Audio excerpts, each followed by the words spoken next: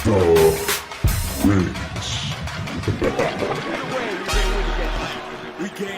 it down 3. So the Rams have a March miracle in them. Stevens at the horn. Oh, it hit the rim. What a shot there by Stevens. And the Aztecs can breathe a sigh of relief. Benson and Johnson. Trammell puts it up again. Yes, sir. 15 for Trammell. It's the 6th consecutive year that San Diego State has made the Mountain West title game. It's Ledee. Oh, he got him in a blunder. What a move inside. Ledee, count it. Staying in the zone are the Aggies. Inside and hard. Johnson skies. Free throw line, that's it. San Diego State, the tournament champions in the West. In this terrific conference, rated number 5. They win the Mountain West regular season. They win the Mountain West tournament. And they do it by beating the 3-seed Aggies of Utah State with a 62-57 final. The champs are here. Somebody ring the bell. The champs are here. What's going on, everybody? Thank you for joining this special Sons of Montezuma Kiss the Rings podcast. It's your host, Mateo. You can find me personally at Mateo San Diego. You can find us at Sons of Monty on Twitter, of course, Instagram, Facebook, all that good stuff. I'm sporting my championship replica ring. I've been wearing this all week. And hey, we're champs. So I want to welcome into the show my two co-hosts that you all know and love dearly already. You cannot stop him. You can only hope to contain this man. He's got the shades on. He hasn't taken them off since we left Vegas. SD Sports Fiend. What's up, Fiend? How are you doing? We are the champions, my friends. Got that dub in Vegas. That was awesome, man. What a great time. It was good hanging out with you guys. I enjoyed myself so much. Man, I don't know if they enjoyed that singing, but hey, we won. To the victor go the spoils, and we love it when Fiend gives us a beautiful serenade. Hey, I'll take it every single time. Mike Tortolot, the sandwich aficionado. We were hanging out in Vegas, Mike. It's good to see you back in the home in Reno, East Tahoe, with a championship, and we didn't have to beat Nevada to do it. How are you doing, man?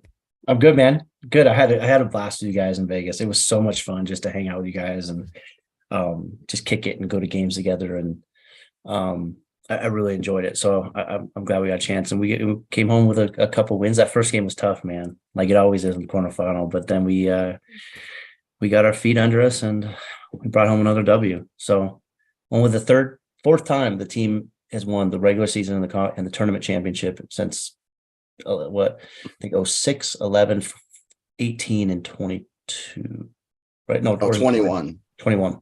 So I think it's only the fourth time. It hasn't happened very often. So it's kind of a cool moniker to be, have. And we were all there to see it. The last time it happened, nobody was there in the arena. It was during that, crazy COVID year where everything was shut down still. And so we're going to get to each game individually just a little bit. We got a lot to talk about in this live stream. So first off, while people are joining, just again, want to thank everybody for tuning in, for all your support this season, this 2022-23 season. It's a championship season. And man, thank everybody for their support of Sons of Montezuma, of the team, first off, right? The program, SDSU, and of course, Sons of Montezuma. We really appreciate your views, your likes, your constructive criticisms, and just rooting us on.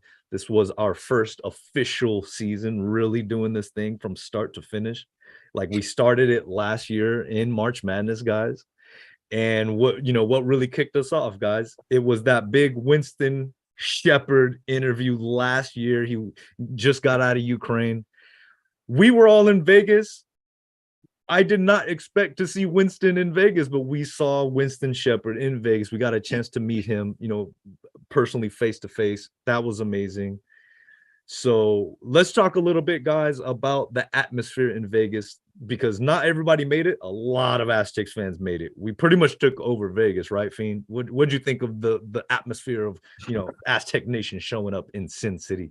I mean, I think this was one of the best showings that I have seen from Aztec fans. I know, like in 2020, when we had that special year, there were a lot of people there, but it just seemed like for the quarterfinals, almost every year I've been there. I mean, it's definitely not nearly as many fans as there are for the championship game, but it was loud for that quarterfinal game.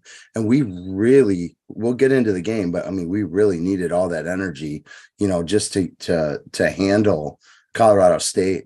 And so I was just really impressed with the showing, and it was so great to see so many people there. The Thomas and Mack kind of screwed us by not allowing the Aztec Arena party to go on, because that was kind of, the bonding of Aztec fans before the games. They have a couple margaritas going and they just cheer louder.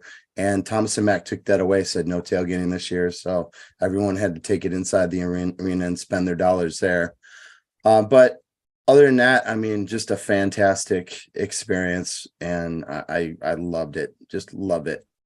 Shout out to the Aztec Arena tailgate, because you know what? They made it happen regardless. There's always a way to make things happen. If you got a will, there's a way, right? You got to make a way, and they did. So shout out to those guys, Mark, and hooking us up. That was really cool. Mike, what was your impression of the tournament? What did you take away from just the atmosphere and the representation there at the Virgin Hotel, right? We got to give SDSU official some props. They put together some drink pregame festivities. What do you think of that? It was great. I mean, Thomas and Mack is a great arena, especially for the Mountain West tournament. We come out and drove. That was a lot. I mean, Fiend's been there more than I have, but that was quite a few people for the quarterfinal. I think, more than I expected. And then the semifinal, and everybody comes over for the final. So we needed it. We needed that first game, and everybody was there. And, like we talked about, you get to see people you don't see necessarily at the games, or you see them, but you don't say hi to. So it was fun to go there. And Vegas is Vegas, man. Vegas is, it's always fun. It's always exciting. It's always something to do, but, getting in there and getting those wins, and the Virgin party was cool, and just to see a few people, and, as people were packed into it, and then the band showed up and the cheerleaders and stuff. So I was glad. I mean, I was glad to see Mooseburger. I hadn't seen him in a while, since he had left for Bowling Green. He's a good dude, and I really liked him. So I'm glad I got to see him and talk to him for a few minutes. And then I saw Radar, who I worked with in the equipment room when I was with Steve Bartell, was the equipment manager. And so it was good to see Radar. And then, I saw Wicker for a few minutes here and there. He's always been a polite guy to me. So it was always nice to see the big staff there and supporting the team. I think that first game against Colorado State, we all got in there really early, like you said, Mike. And yeah, it was packed there at the Virgin Hotel. So that first game, let's get into it, okay? Because the Aztecs won the championship, they won the tournament. But that first game against Colorado State, we were almost going home early, guys. I mean, I don't know if I would have stuck around Vegas if we had lots of the Rams in that first game. What are we looking at? 64 to 61. Now we knew this was our third time playing these guys. I mean, to beat any team 3 times in a row, I don't care who you are, it's a challenge. And when you got talented scorers like they do, the ball movements that they do, it's even more of a challenge. They presented, some pretty good tests right off the bat. I think we were gonna. Fiend, I sat down with you right before the game, and you pretty much broke it down. I wanted to call you Fiend Stradamus because you called it that first half. Wow, tell us about it. We got off to a slow start, just as you called it. Yeah, I mean, I think it has to do with that 12 o'clock start. I mean, if you go back to 2021 when we played Wyoming. In the first round, we were the number 1 seed. They were the 8. I mean, we almost lost that game. That came down to the wire. And so I just knew that and especially another thing is having that week off. Well, not a week, but like several days off. And then the other team has played already a game. So they're coming in with some rhythm, they've already got a game under their belt. And so they tend to have a little more confidence to start the game. So, I mean, I'll be honest with you. I put down, I think 4 bets this weekend on the Aztecs, and I hit every one of them. And don't brag. No, I did my other bets for the other teams. I missed a ton of them, but for the Aztecs, like, I just knew we were going to come out flat. I had Colorado State first half. Like, I just knew that we weren't going to play well in the first half. Now, I was confident we could come back in the second half, and get adjusted to being there and come back and win. And that's exactly what we did. But it was a little scary there, but even when we were down, and it was close, for most of the game, I just had a feeling that we were going to pull it out. Mike, what do you got to say about the job that Lamont Butler did on Stevens? Pretty much held him in check for most of the game, right? What do you think about that? Yeah, man, Lamont is Lamont. We know what we're going to get from him, and then the fact he had those 16 points and 5 boards was nice, so he had a really good game. And, it was one of those games where you're just kind of like, I'm not gonna lie to you. I was like, shit, man, dude, I might have to start looking at flights maybe tomorrow, go home, but I'm glad they won and they figured it out. Ladie had a nice game, 10-8, and he came in, he seems to be hitting his stride right now. And so, Butler is, I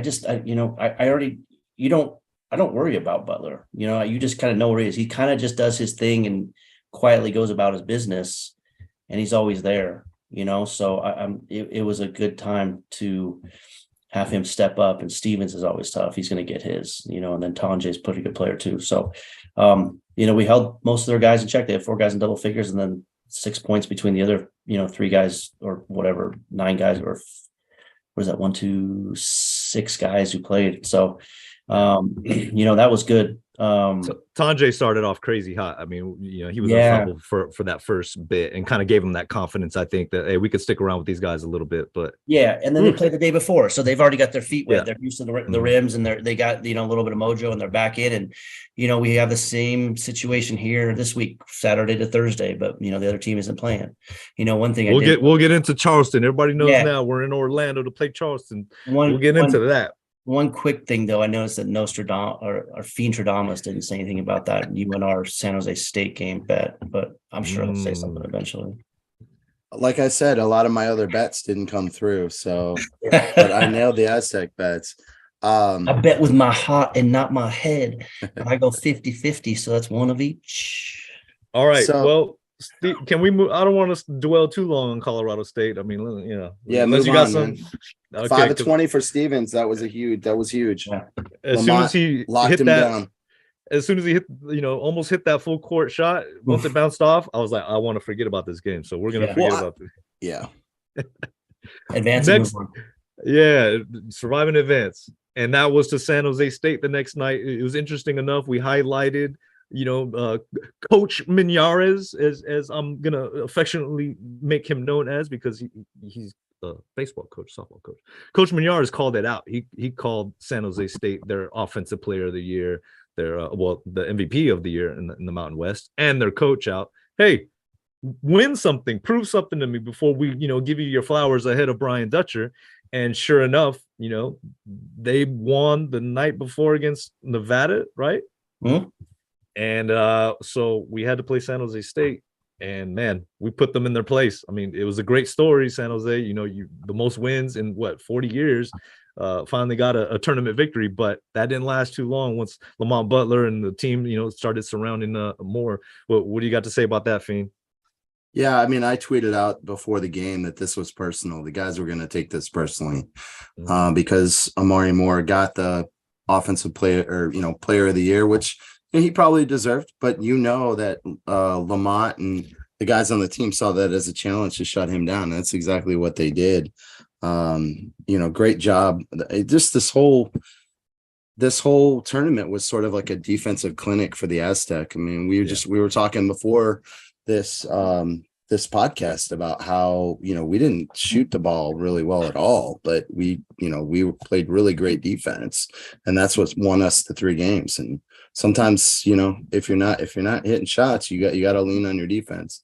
That's exactly what the Aztecs did. But I thought Lamont had another good game. I thought Keyshot was he was fantastic. I mean, 6 of 7 from the field, 15 points. I mean, it was awesome how it was like Ladie stepped up, then and then KJ stepped up another game, and then Ladie came another game, and a rope was just playing, out of his mind defensively and doing what he does. And it was, really a team effort. So I was very impressed, and I just felt like we were going to come out, smack him in the mouth, and that's exactly what we did. And I won my bet on the first half and the game. So I was happy.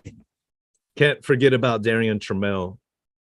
15 points, and I think he took advantage of that mismatch, across from him against San Jose State. Their guards really didn't have much of an answer. So, Mike, anything stand out to you in this game against San Jose? 64-49 boat racing.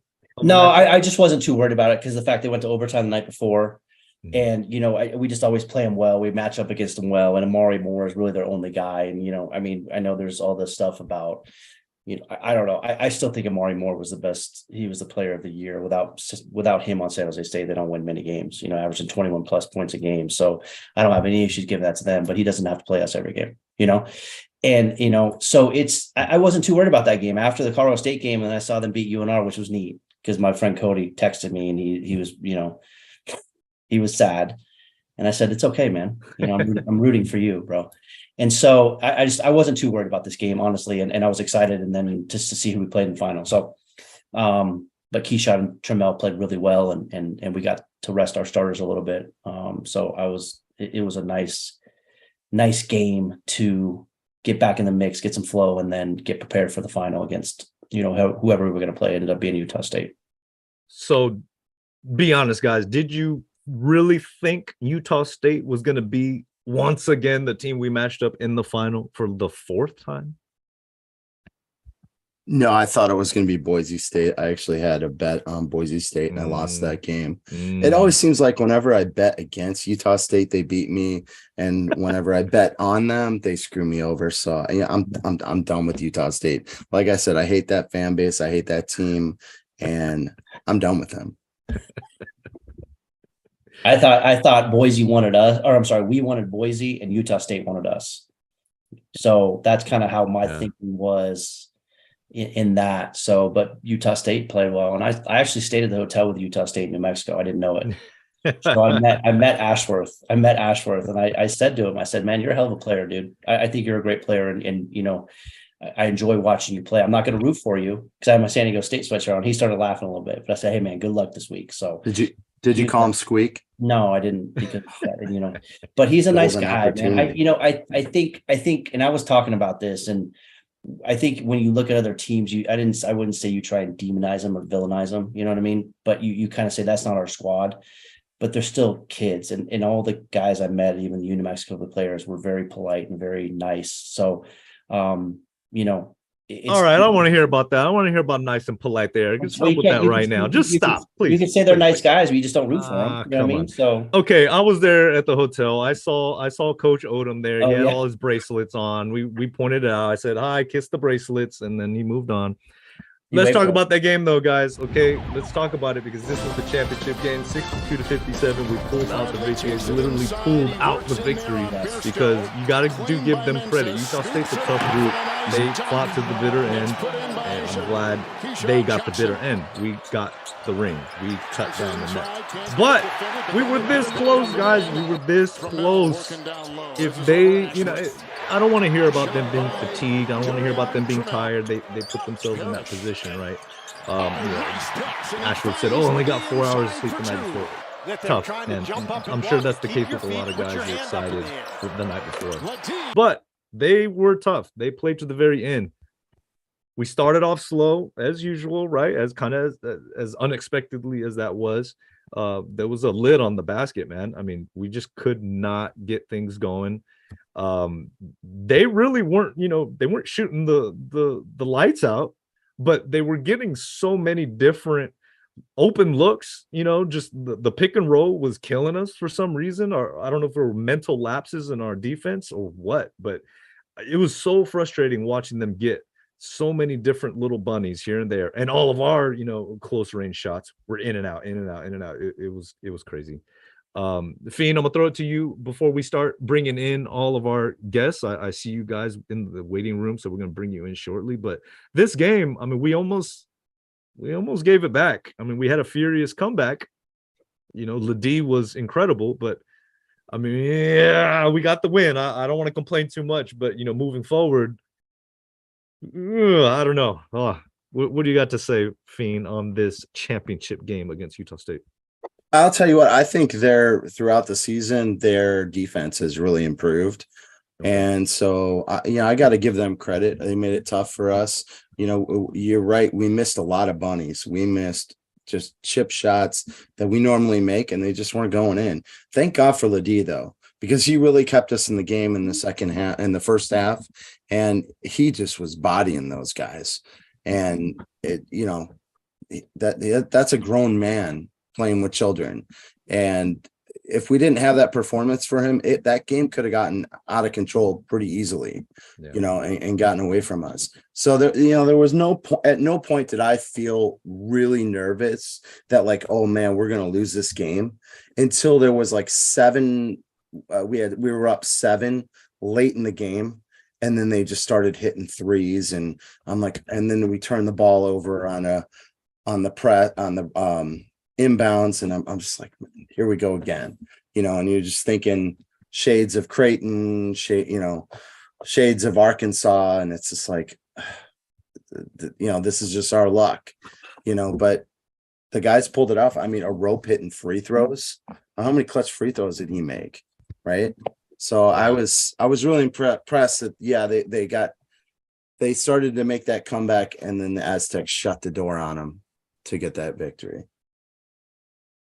Mike, what do you got to say about this game? I know you're the type that is just like, hey, we just got the win. Nothing else matters. It matters how we played, man. What do you got to say about this game? Give me something. Well, I mean, this was a battle of attrition, right? We were less efficient. We still won, right? Our bench shot more free throws than our starters, which shows those guys were in late in the game as opposed to some of the starters. And, we were down 11 pretty quick there to them. And then we made a furious run to end the half. I think it was a 9-2 run or something to end the half. And then we just played well. The one play that I think changed our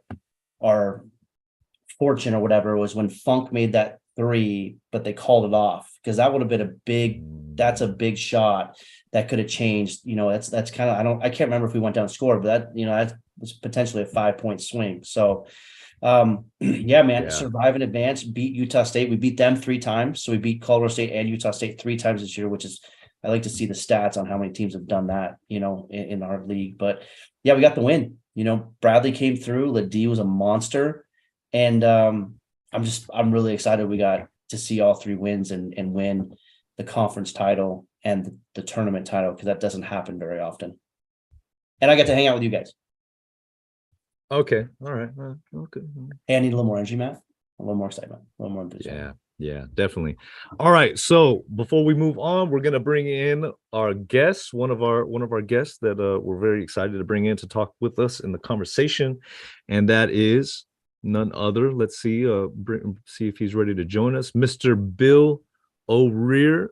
Now, for those of you who have not seen his activity on. Before we move on, we're going to bring in our Bill, guest, if you could turn down your volume, that would be great. So I've shut this off. Okay. I got to shut off my phone. Bill, welcome, man. Thank you for joining us. Yeah, thank you. He's if you don't know him, you haven't seen his activity on Twitter, he has obviously got some strong opinions about our Aztecs and some very positive ones. So really appreciate you joining, man. Welcome. How was your week spent out there in Vegas? It was great. Lifetime memories. I've had a lot of them in basketball over the years because I've been around the game for a long time. But seeing the conference championship won at home, the regular season, the crowd coming on the court, this is a people's program. And then seeing, in Vegas, seeing them win, a lot of Aztecs that saw them there, or we'll see that, or saw them on TV, will remember this for a lifetime. Just what a high. Yeah. I don't think we did it justice on just the memorable atmosphere and moment. How can you put it into words? I mean, everybody was just so excited after that championship victory.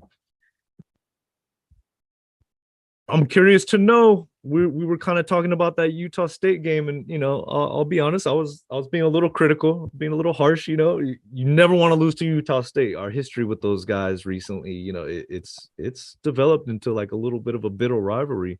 It was a physical, chippy game at times. We love Lamont Butler here, and that collision they had up with him and Ashworth was that was a pretty rough spill. And then, just the physicality that their big man was bringing early in the game. He was giving us a challenge down low with Mensa and the guys. And obviously, Ladie his aggressiveness broke through, and I think really sparked something in the team. Yeah, I was sitting next to Stan Robinson, who's a big Aztecs fan, and I told him at halftime, okay, sorry, somebody interrupted me. But I said it with Stan, a great Aztec fan. I told him at halftime, because I've seen a lot of championship games over the years. And I said, a lot of times I see where a team will get down by 10 points in the first half. And you could see with the Aztecs wearing them down, the shooters and that type of stuff, that they had a great chance of coming back and winning. So I didn't mind them getting down by that 11 points in the first half, because I thought in the end that they would be able to do it. The other thing I think is really important that we got from that game, it's going to make us better in the tournament, is that we know now that when Ladie and a rope get the ball inside, they could punish people. And that is part of our offense now. So early on in the game against Charleston, if Nathan is needs a rest or comes out, when those big horses come in the game, they're tough to stop. Yeah, I totally agree with you. I mean, I think that our depth on the front court is so much better this year, having Ladie, having a healthier rope combined with KJ and Mensa. It's no disrespect to like Diabate and and those guys from last year, but this group is just there's no drop off when you bring them off the bench. And in some respects, they might even give more of a boost to the team. Can you imagine guarding Nathan and Keshad for the first 5 minutes of the game, and all of a sudden then a rope and Ladie comes in, and it's like WWF. I mean, they just pound it inside. And, I think that's something that's really going to help us moving forward. Just a wave of physicality, just waves.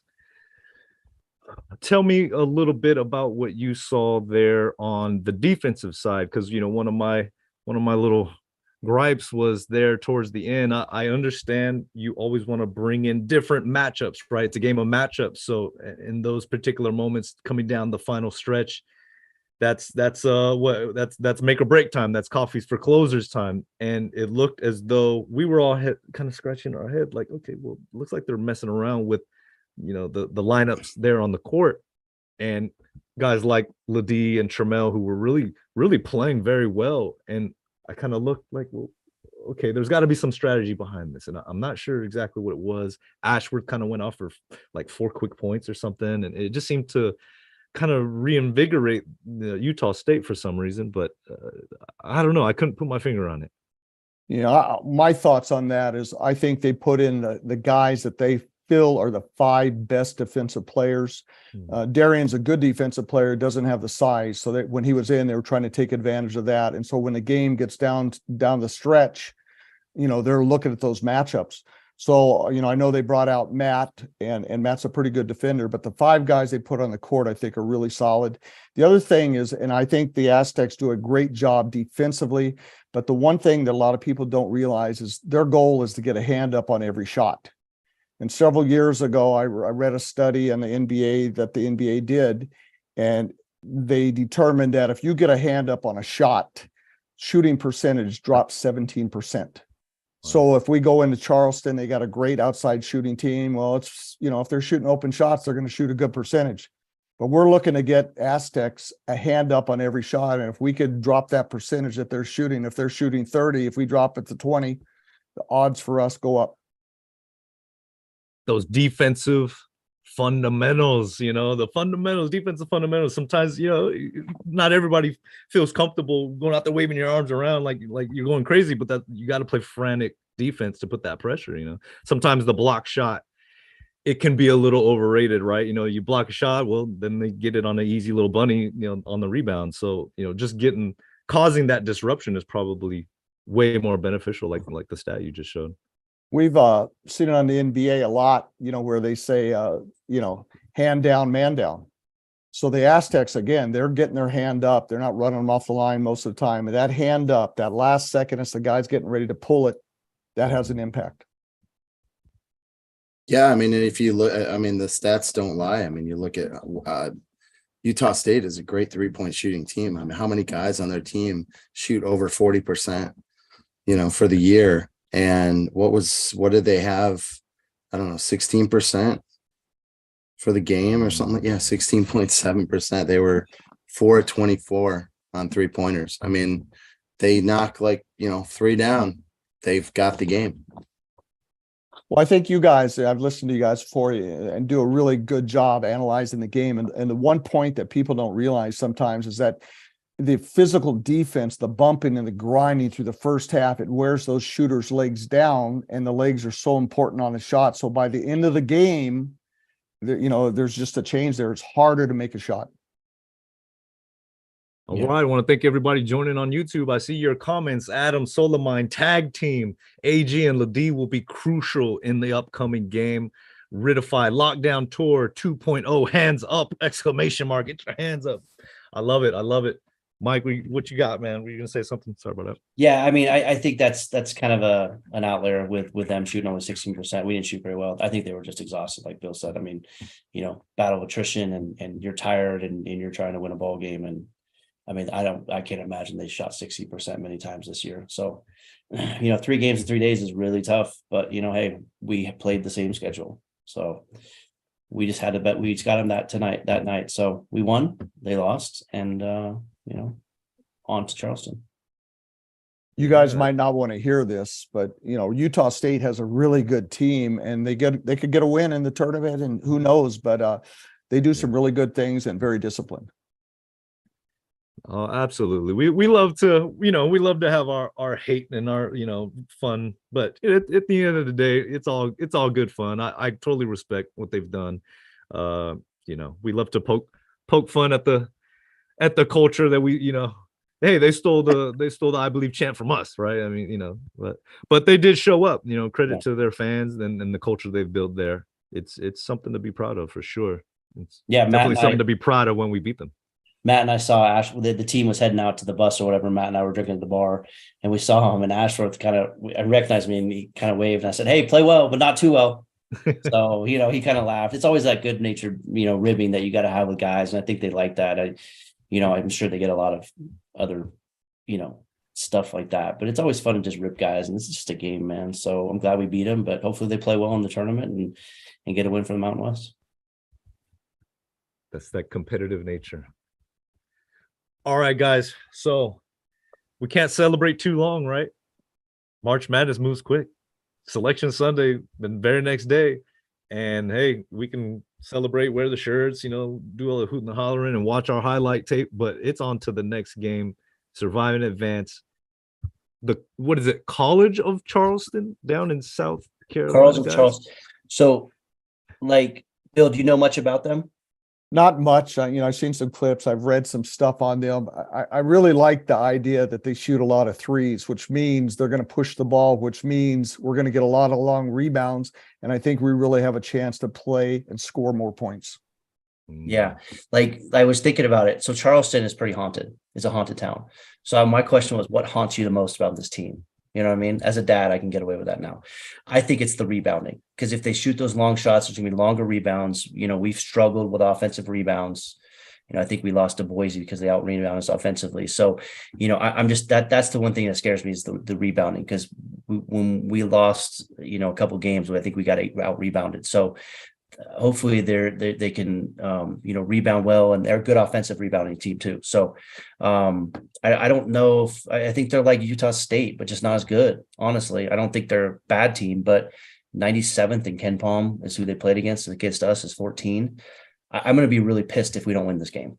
I'll be honest with you. Like the other games, Creighton, tough, but this is a game I expect us to win. Is more physical, better players. Not to diminish their team, but I want us to win. I mean, what do you think? What is your thoughts on all that diatribe of insanity? Yeah, I'm confident that they're going to beat them. The thing about it is, and again, people don't realize this. The national guys are going on TV.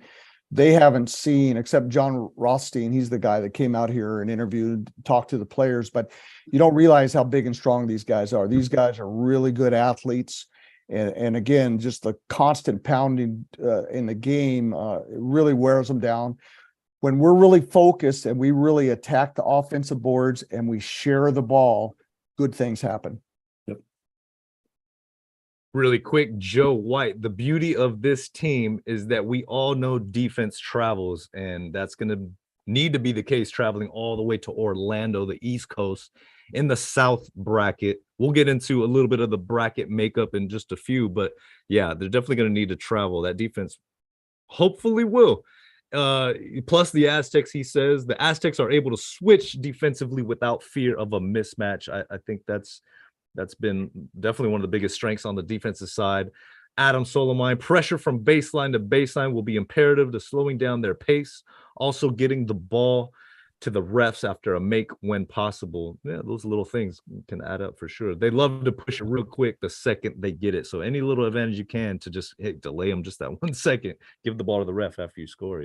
Little tactics.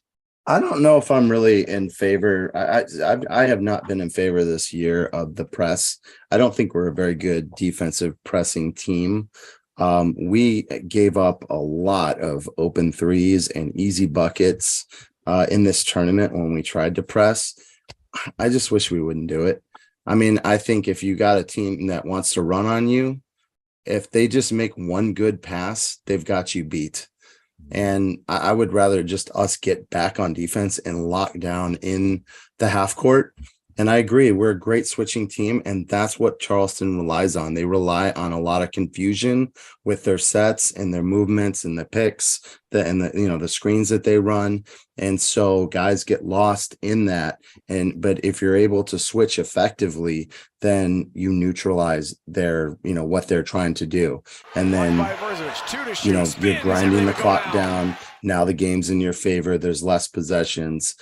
I really think we need to focus on the half court instead of trying to press them full court. I think that's interesting. And we haven't seen this at all this year, but it would be interesting if they pulled the press back into more of a half court and a trap right away as they come across. Because the bottom line is they're trying to keep the ball in front of them. The defense is, and take some time off the clock. So there may be some things that the Aztecs do, a couple wrinkles that may surprise Charleston. I love that idea. I actually really like that idea. With our big bodies, you get them in a tighter space, that half court, then you can apply that pressure and, blind them a little bit. Well, I think these guys are going to be really surprised when they see our 6'10" center can switch 1 through 5. And, everyone, Arope, Ladie, Johnson, everyone switches. The only mismatch you wouldn't want is to have like Trammell on their 6'10" guy, right? But I think the Aztecs also do a pretty good job of trying not to create a situation where there is that isolation. Now, truth be told, I tried to reach out to a Charleston podcast, and I haven't gotten a response yet. I always love to hear what the opponent is thinking. Give us some recon on what did they bring, how are they viewing this matchup. But I got a chance to listen to their episode today a little bit, and they sound definitely pretty confident in their shooting ability and their ability to get open shots. So I think from what they explained, they get their threes in a different fashion than like a Utah State, right? So they're not going to really be winning the half-court sets exactly to how Utah State does. So they're really looking to push it. I'm excited for this game. I mean, I hear you, Mike. Like, I'm gonna be mad if we don't win this game. I mean, we have the advantages. We just gotta like really take advantage of them, use them, drive them. I mean, we don't play a lot in the East Coast. I think the last time we played was 2014. Fake for Smith. If memory serves, we haven't played in a long time. Even in the NCAA and stuff like that. I believe it's 14. But the one thing I'm worried about is them getting buckets early and getting that mojo. When I was talking with a few people there, I said, who would you rather have start hot, Mensa or Bradley in a game? To me, it's Mensa, because Bradley's going to get his when he gets hit. But if Mensa comes out and gets like 8 and 4 in the first 8, 9, and 10 minutes of the game, that changes the whole complexion of it. It also changes if he gets 2 fouls quick. So, I mean, we're gonna make them play our game. But the only thing that concerns me is if they hit some threes. Now I know we're number whatever and very good at defensively 3-pointers. It doesn't feel like that. It doesn't feel like that when we watch a game, because it feels like teams make a lot of 3-pointers on us. It seems like a habitual thing with us every year. But I mean, I think it's our strength against their strength. And I think, again, they haven't played a team in the top 97 in KenPom since like November. And when they played Colorado State, who's a common denominator, they didn't have Isaiah Stevens. So, that's a good point. I did not know that about when they played Colorado State. That's a really good point. So it'll be interesting to see, man. I mean, but like Bill, you've seen enough ball that teams start getting hot and shoot a couple free throws, or a couple of shots. It's like hitting in baseball. It's contagious. And then they start hitting it. That's the thing I worry about is are we going to be able to come back on a 3-point shooting team that's shooting well? But, they shoot 40% or whatever, but the last few games, they haven't shot that well. So, if they didn't win that tournament, they wouldn't have been in the NCAA tournament, but they are, and that's who we play. And I'm looking forward to have the opportunity to play them. I think one thing for the Aztecs with the, our experience, we've been there, we've gotten beaten, but we've been in the moment. And I think early, if, we're going to gang rebound. We talk about rebounding with the big guys, but you notice Bradley rebounds, Lamont rebounds. So we got 5 guys going to the boards, and then we got a chance to push it. And I think for their team, if they get into any foul trouble early, I don't think they have as much as they bench as us. And, I think it'll be a good game, but I will be surprised if they shoot 40% on threes against us. Agreed. I got a couple of points to make about that team. So I think they're going to come in very confident against us. The reason being is, look, they went on the road into Chapel Hill when UNC was the number 1 ranked team in the country. Now, it was early in the season. They were coming off, their, what they did last year, I think getting to the final of the NCAA tournament. And so they were ranked really high. Obviously didn't work out for them, but they had that, you're going into the number 1 ranked team in the country with that crowd, right? And those 5-star athletes, and they hung with them for most of the game, and so that showed me a lot of fight and that they're not afraid of anyone, and so I don't expect them to have any fear when they, they'll take us seriously, but they're going to come out and play really confident. The one thing that scares me, I guess, probably the most is I think our defenders have what I would like to call happy feet. Whereas if you are able to shot fake them and you're able to get them up in the air, then you can dribble around them or you can pass it off. Someone else will try to close out.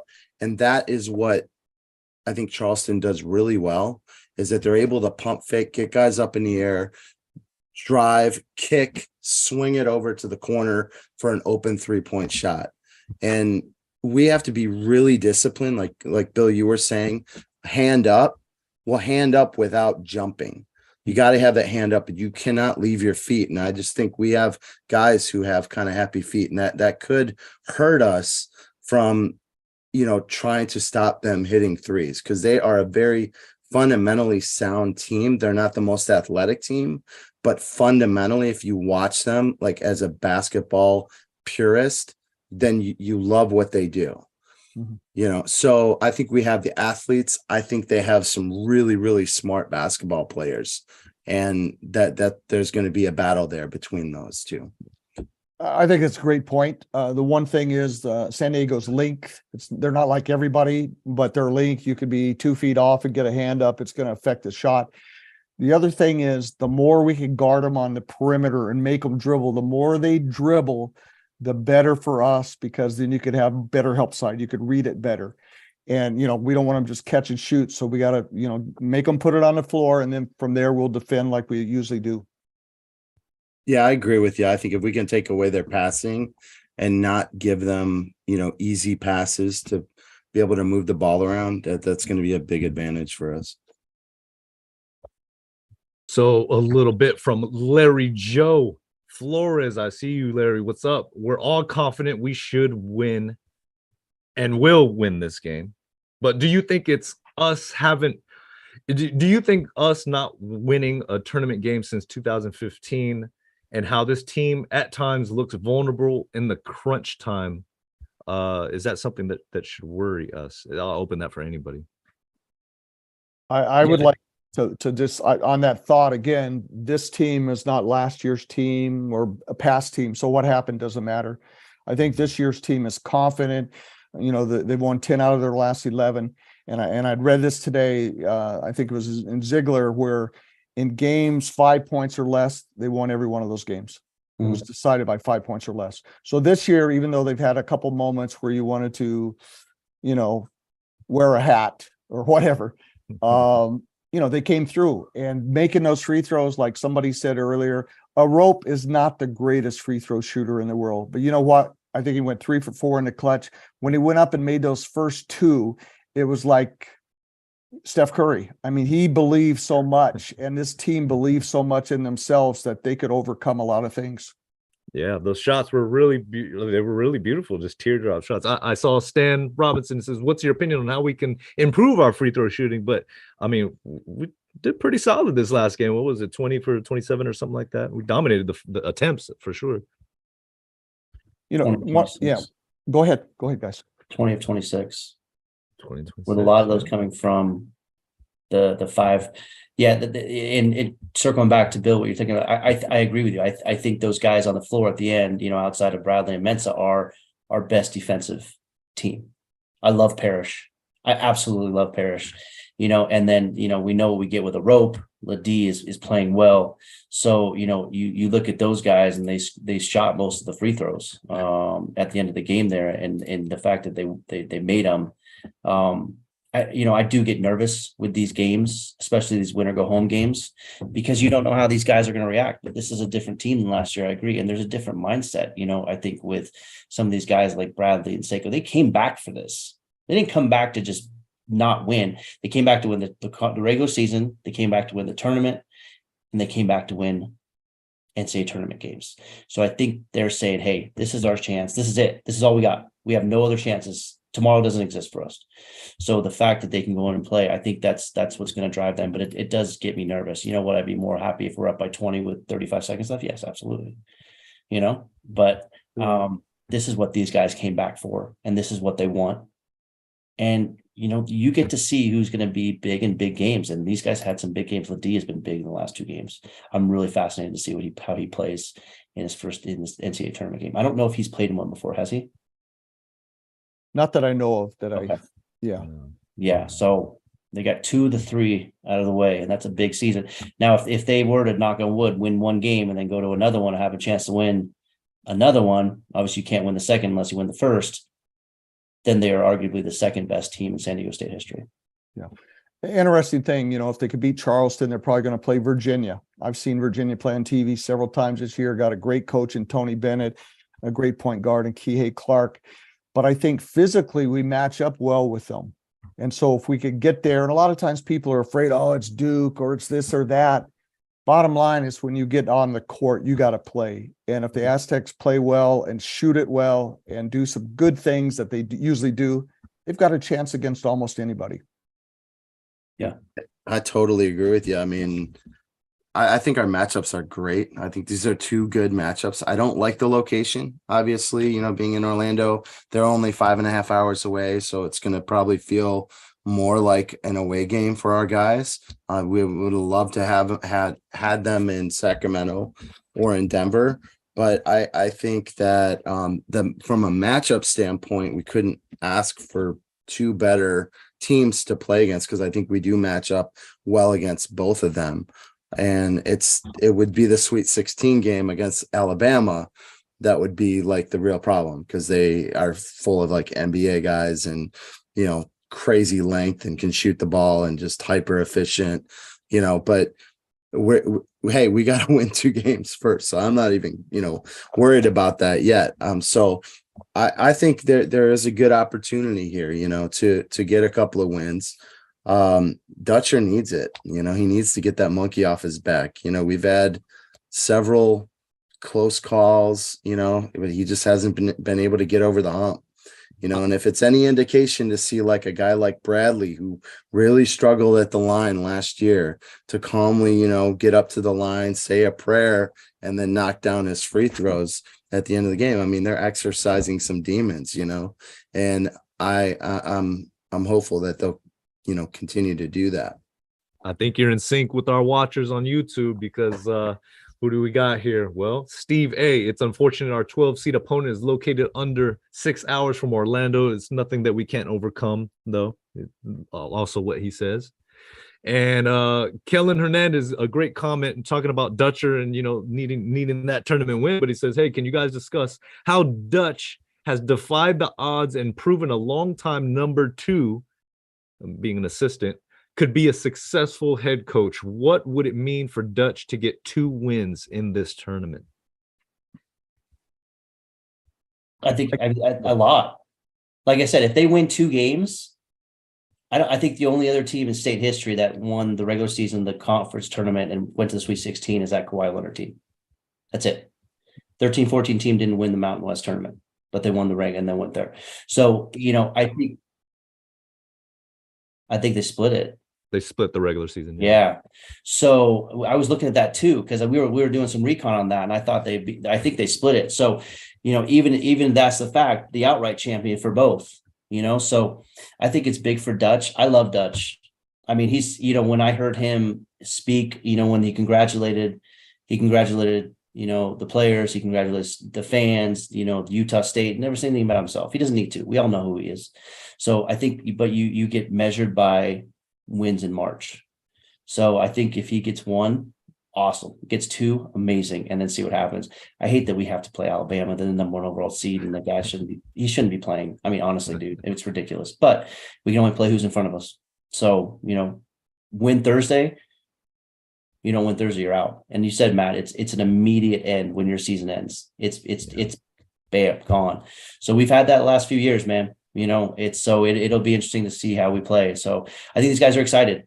I'm not going to speak for anybody, but there might have been a little, these guys at the end of the game, they get nervous sometimes too. They're not robots.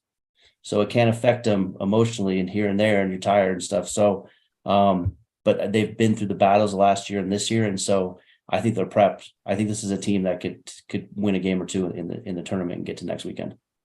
Before we give SD Sports Fiend his question, because he does have a question specifically asked to Fiend, just want to say that voice you guys heard in the background, that is our producer Jorge. Big thank you to Jorge. He's an alum and Aztec for life. He's making sure that this live stream is happening smoothly. So everybody definitely go subscribe to us on YouTube, follow us on Twitter, Sons of Montezuma. We're doing this because we are passionate Aztecs fans. We are part of Aztec Nation, and we love our Aztecs. So Fiend, okay, to Sports Fiend, SD Sports Fiend, A through F. Come on now, A through F. How would you grade Coach Dutcher in his SDSU tenure? I mean, come on. A through F. I mean, I would have to say regular James. Okay, regular I would have James. to say at this point, yes, I think the lack of tournament wins probably knocks him down a little bit. So I would give him, for SDSU standards, probably a B plus. Look, the guy is already tied for second for number of Mountain West Conference championships when you combine regular season and tournament titles with Steve Alford, who's been with 2 teams. And obviously Fisher is the GOAT, right? So he's got the the most championships, but he's only been a head coach since 2018. So in 6 years, he's got what, 6 years is that if my math is right, I don't know, 6-7 years, he's got 6 championships. That's pretty impressive, even though, I mean, some people say, oh, it's only a Mountain West. It's not easy to win a championship in the Mountain West. Look, we put in 4 teams in the tournament this year. We have the 5th best league in the, in all of basketball. So yeah, I think he definitely it gets knocked down because he hasn't won yet, but it took Fisher, when he took over the San Diego State program, several tries before he got a win. And then he got this thing rolling. And so I think I'm just grateful we're not playing like a, Power 5 program, with Syracuse and their funky zone and Buddy Buckets, just going on fire. I mean, that was a fluke year. And then, what happened last year? Yeah, we should have gotten the win, but just some if it happens again, then I'm going to be like, okay, what's going on here? But I think if he gets a couple of wins here, then that he's going to shed that reputation that he can't win in the NCAA tournament. Bill, I'd like to get your thoughts around some of this subject, because Eddie O just commented what you hope is if they get 2 wins, they take the next step as a program. For as good as Fisher was, he never really took that next step. I don't know if I agree with that completely, to be honest with you. Do you have any thoughts on something around that? Yeah, one thing, and great points, Fiend. One thing, Dutcher is 146-46 right now with those banners. You know how many other programs there are in the country that wish they even had, 100 wins and 46 losses. So, I think my opinion is that they really do have a top 25 program in the country. There's no doubt. But if you look at the teams like Duke has a athletic or a basketball budget of like 22 million. Ours is less than 6 million.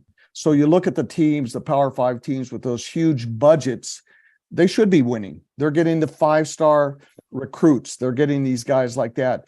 San Diego State has brought in some 3 and 4 stars, guys that develop. This is a winning program. And like all of you, I feel like, hey, it'll be great to win some games this year, but I still think this program could grow and develop and get better all the time.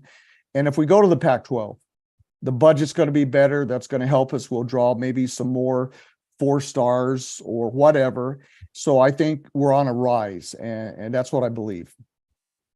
I think, I totally agree with you. I mean, the budget is, especially in the era of NIL now, it's like kind of the haves and have-nots are growing farther apart, and it's harder to stay in that haves category, because you're competing with other schools for money, and to provide resources to your players. And so, yeah, it's tough to be, it is really tough to be, competitive in that. I think for us to actually take that next step, and this is my personal opinion, and yeah, sometimes I'm critical, like on coaches, and you hear me.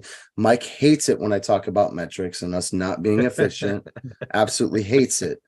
But I mean, if you honestly, I mean, I think it was on the John and Jim show. They talked to Ken Pomeroy, and he was saying, the teams that go the farthest in the tournament, they play well above their metrics in March. That's how they advance. And for us to take that step to get to a Final Four, we're going to have to be hyper efficient on both ends. And that's going to involve, not running, isolation basketball and running more sets and moving the basketball around and sharing the ball and getting a high assist to turnover ratio and things like that. And the thing is, when you go up against a team like Alabama, you can get away with that isolation, all that stuff, when you're playing against teams in the Mountain West, because you probably have better athletes, right? But when you go up against a team like Alabama, they have superior athletes to what you have. So in order to beat a team like that, you have to do something better than what they do. And you have to play better as a team to be able to beat that superior talent. And so that's just my opinion. If we really want to take that next step, then we need to, we need to get more creative on the offensive end, and we just need to get better. I think that's a great point. And if you think about it, the lowest seed to ever win an NCAA tournament title was Villanova in 1985, and they beat Georgetown in the final. If you saw that game, just like you were saying, Villanova really was efficient offensively, almost shot 70% for the game. And that's what you're talking about. We may not have as much physical talent as our opponent, but if we're fundamentally solid, we could play above our level. Yeah. B+? Wow. Really? I think B+ is good. No, A. Not even think about it. He's won the conference tournament and the regular season tournament twice. You know who else did that twice? Steve Fisher. He's got 146 wins, 46 losses, 3 regular season titles, 3 conference titles. I mean, the expectations for this guy were through the roof. He just thought everybody was going to just bleed over into from Fisher to Dutcher. Yeah, he's been there a long time, but it's like changing roommates. There's going to be differences. So, I mean, I understand the wanting to be great, and I do too. But 146 and 46, 75% win percentage, and 3 conference tournaments titles and 2 regular season titles, 2 of them in the same year. I don't know how you not give that guy an A. I mean, he hasn't won the thing, but you got that huge, massive asterisk from 2020. Didn't you just say that you're judged in March? You are, but we're talking about as a coach. There's one, so 68 teams win, and then 40, whatever that 36 win, or right, whatever that number is. I'm not a mathematician, not a financial advisor, right? But like I said, yeah, you got to win in March, but not every team wins, man. You don't discount your accolades during the regular season and the conference tournament because of one game. You know what I mean? You want to win, but just like Bill said, how many teams will want this guy as the head of their program? Yeah. Jim Boeheim won 1 national title. 1. Right? So you're talking about guys that, we're not Duke. We're not North Carolina. So we're up against it. But we're a damn good team, man. And we're sponsored by Jordan. Not many other teams in the country are like that. So I will defend this guy. I want this guy around forever. This guy is one of the nicest guys I've ever met. He's always polite. He's always humble. And he works his ass off. I agree, man. I'm not kicking him out with a B+. I don't like I was happy to get a B+. You're B. You know what you are? You're B-. I'm giving you a B- for that comment. You're going to have to do some extra credit. All right. Can I mention one thing on that? Hey, great take, Mike. Great take. I'm kind of biased because I work in the summer basketball camps with those guys. So I'm around Dutcher and Matt and Coach Dave and all those guys and the players and stuff. So I've seen those guys, and a lot of people don't see the inside, but Dutcher and his staff are working 24/7. They're working. And then as a head coach, he gives those guys a chance to do their job. So they really have a chance to expand. So it's, Dutcher gets a lot of the praise or the criticism, but man, it's a team effort because those guys bust their butt. And the final thing is, I love it to see a guy like Matt Bradley, who took so much heat last year from doing all that stuff. And you know how hard he worked from that time to now, and to get to the line and get there and knock them down. If you remember, one last thing I'd like to tell you on Virginia, remember the year they got knocked off by the 16th seed? Mm-hmm. Yes. And everybody was, oh man, Virginia's they come back and win the national title the next year. Yep. I guarantee you that they worked so hard after that, and look what happened. Yep. Coach Odom from Utah State was the coach that year, also for UMBC. The Golden Retrievers, yes, with all their bracelets, yes. I affectionately like to call this team Brian Dutcher's Redeem Team, because there's a lot that they can redeem this March Madness. Hopefully it could be, hey, if it's not the one shining moment that they all play for, I mean, everybody's going to have a shining moment, whether you get to, the Sweet 16 or the 8 or the 4, or hey, just being there, making it this far, you are going to have one shining moment in that game for yourself as a player, as a coach, that you're going to remember forever. These are things that you tell your grandkids about, you tell your friends about. I played in the March Madness bracket. I made it to the bracket. I made it to the big dance. And hey, guys, I remember the days we were not even invited to this thing, let alone the NIT. So, hey, I'm thankful for this year. It's been a great year.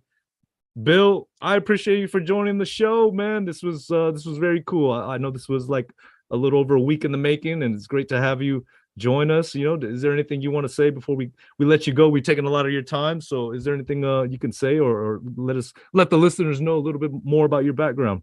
Yeah, appreciate being with you guys. I know you guys are huge fans of the team, and the Aztecs have a really special program and stuff. One little quick story. I used to be a sports writer in Hawaii after playing basketball at Hawaii Hilo many years ago. But for 36 years, I wrote sports. And Hilo, Hawaii, before the Chaminade tournament, had a 8-team tournament. So some really good teams came out and played in that. Cincinnati with Kenyon Martin and some other teams. But Bryce Drew was playing for Valparaiso at that time, and I got a chance to go in and interview him after the game and talk with him and stuff. And so here in Vegas, I'm staying at the Renaissance Hotel, and here comes Bryce Drew because his Grand Canyon team, and I haven't seen him in 25 years. So I went over and talked to him, and he remembered, and we talked. And then not only seeing him was a big thing, but then his team Grand Canyon comes out and wins the conference championship. So a shout out to Bryce Drew. I should have put money on them. I was this close to putting money on Grant. Yeah, me too. I met his dad Homer in Phoenix because they were at that same tournament when we were playing St. Mary's. They were playing the game after us, and that guy was a legend too. I mean, you look at that family and that pedigree that they come from. I mean, pretty amazing basketball minds. The funny thing was I got to interview Homer, of course, because I was covering, and Homer said, "Man, I can't believe it. My kid came to Valparaiso and Bobby Knight wanted him, and Bobby Knight came into our house and was giving his recruiting speech and all this other stuff. And he said, hey, he stayed home with me. So that's kind of special for those guys. Nice. But appreciate you guys. Yeah. Thank you so much for joining. Good seeing you again, Bill. It was good to see you in Vegas. All right. Go Aztecs, man. Enjoyed hearing you guys tonight. All right. Bye, Bill. All right. Bye. Take it easy. That is Bill O'Rear, ladies and gentlemen. So right now we're gonna bring in our other content creator. Let's see. The bunk bed aficionado.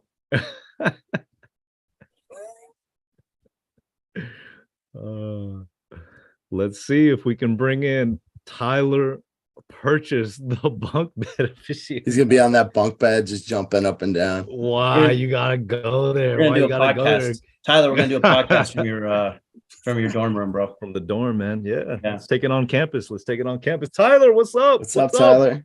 What's up? All right, Tyler, I'm giving you the hard stuff, man. Right off the bat, you came in because JR. Oh yeah, you're right. Charleston doesn't play with the big boys like SDSU. Your conference has basketball powerhouses, Air Force and San Jose State. JR, where did you come from? Are you coming from Charleston? Where are you, JR? We want to know. Answer 321.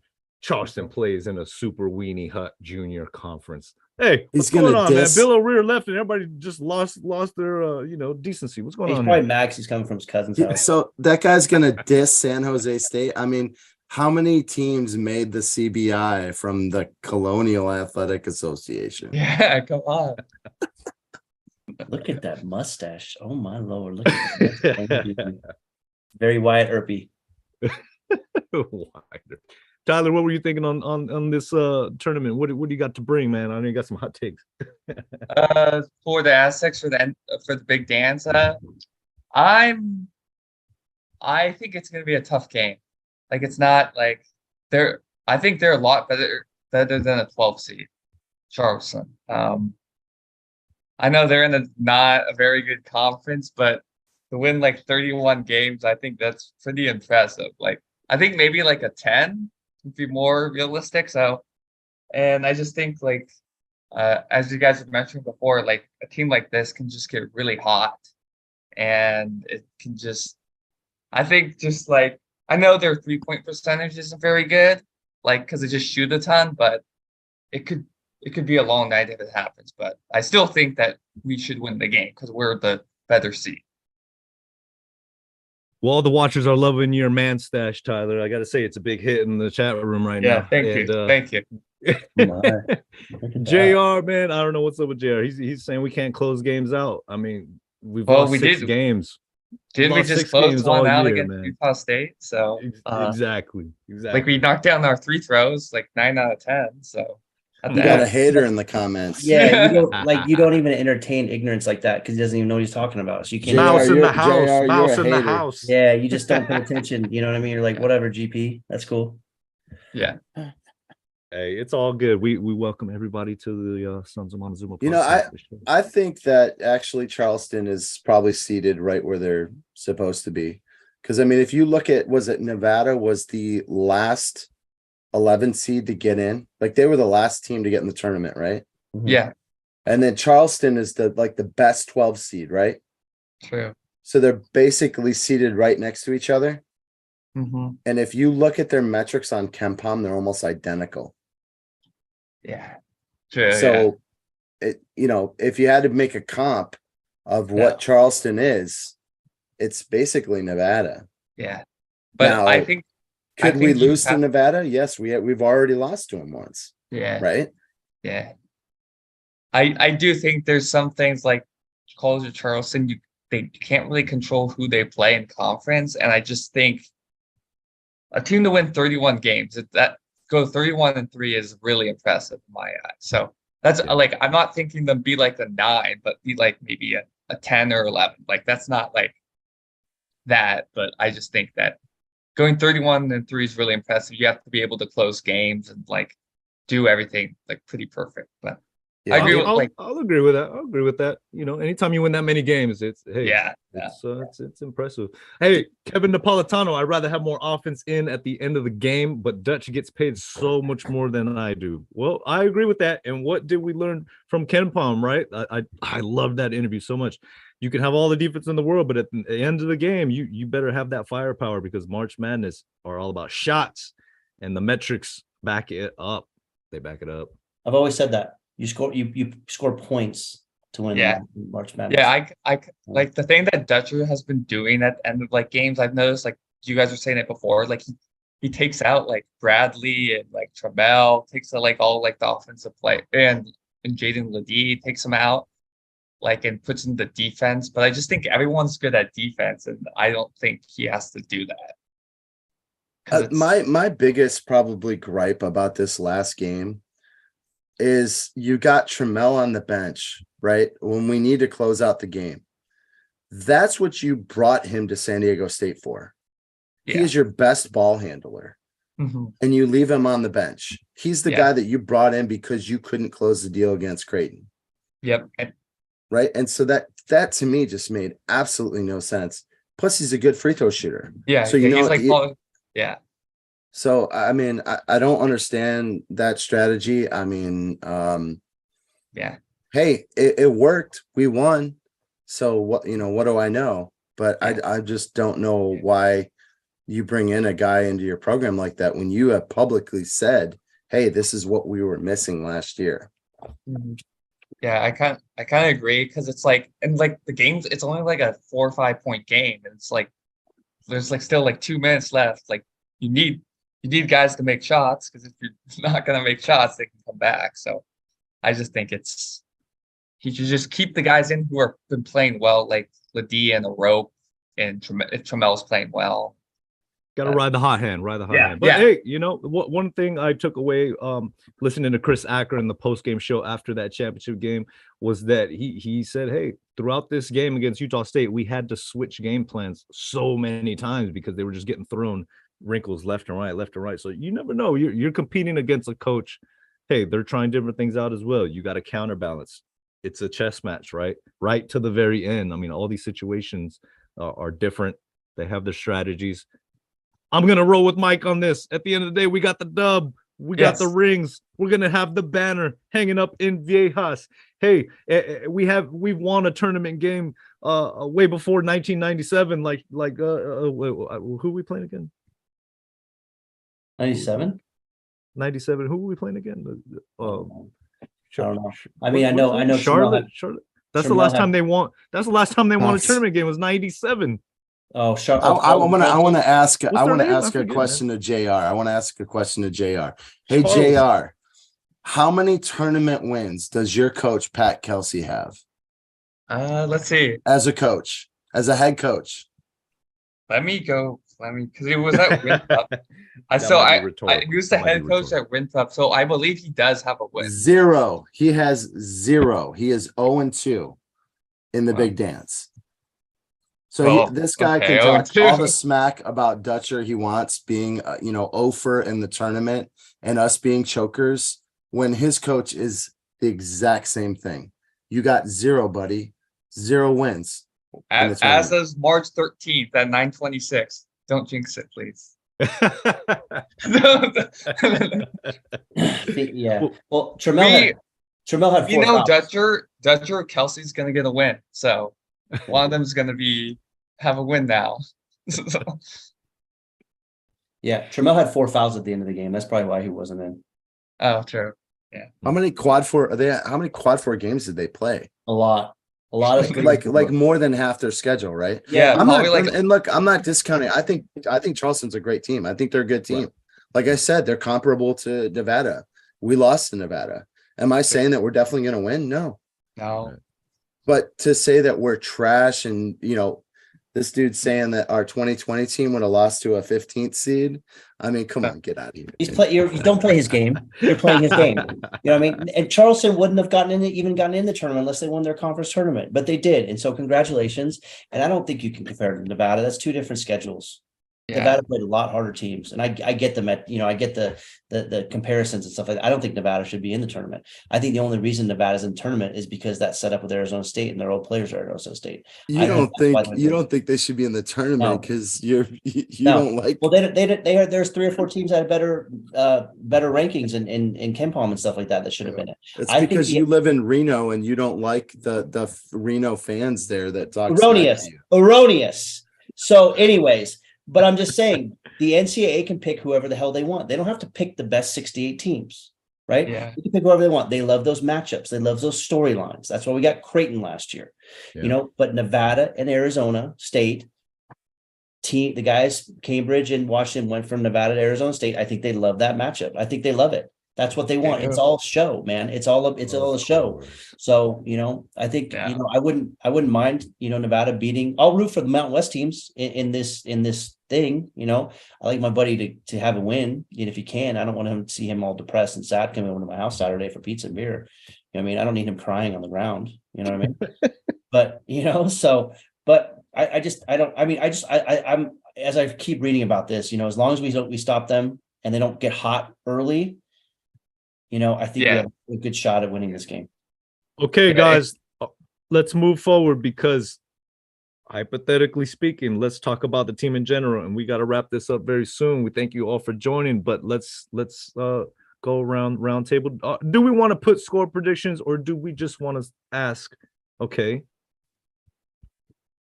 the bracket. Let's say we move past this first weekend or this first game.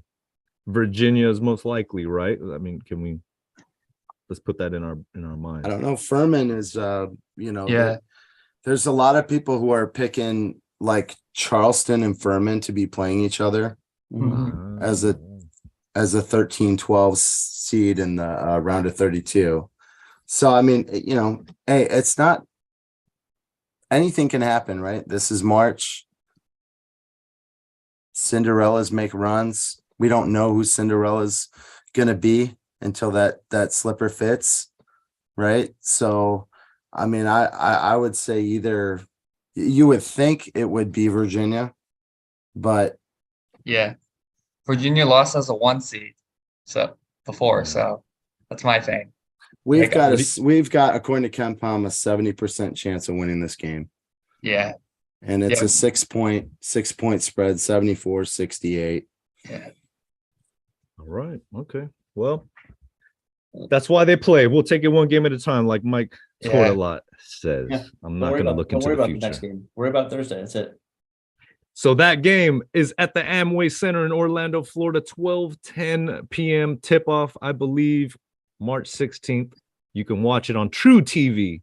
So for all of you watching on TV who aren't going to make that flight all the way to the East Coast, True TV. I'm excited for the game, guys. We're back in the dance. This is what we play. This is what we watch. This is what we listen. This is what we get excited for. I just don't like that it's a 12 o'clock game for us, and I got to work. I can't take off work.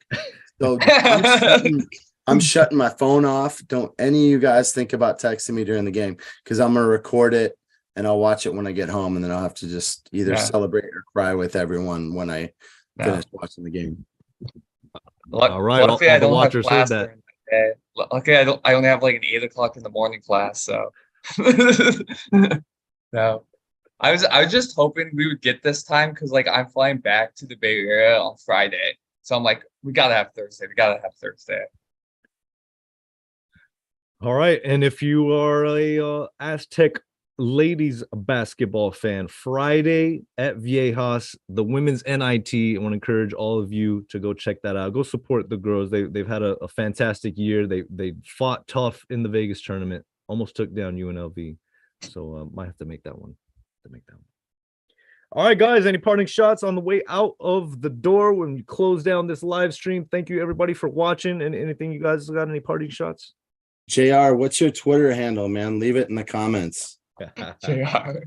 Let's go, Mike Tortolot.